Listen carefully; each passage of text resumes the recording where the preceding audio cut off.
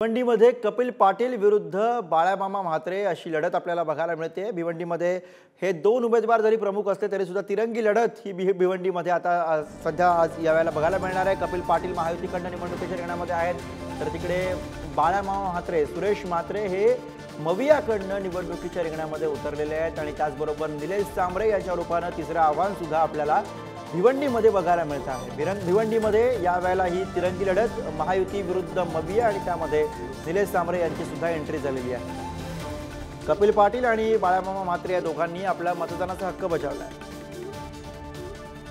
आज खऱ्या अर्थाने लोकशाहीचा उत्सव आहे आणि या लोकशाहीच्या उत्सवाला नेहमीच मी माझ्या गावात मतदान करून सुरुवात करत असतो।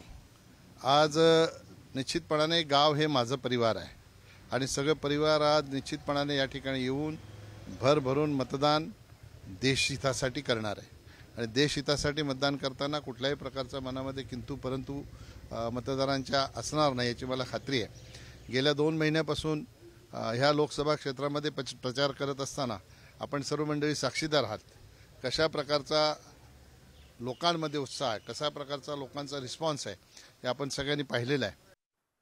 आज 5व्या टप्प्याचं जे मतदान चालू आहे, आज आपण सर्वजण भिवंडी लोकसभा क्षेत्रात आहोत। मी सर्व मतदारांना आवाहन करेन की पहिला तर आपण सगळ्यांनी आपला मतदानाचा हक्क बजावावा।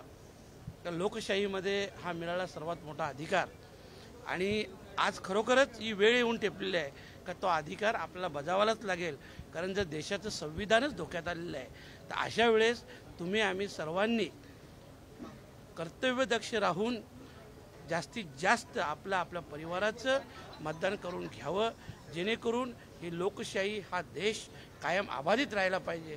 अशा प्रकारचं आवाहन मी आज सर्व नागरिकांना करतो।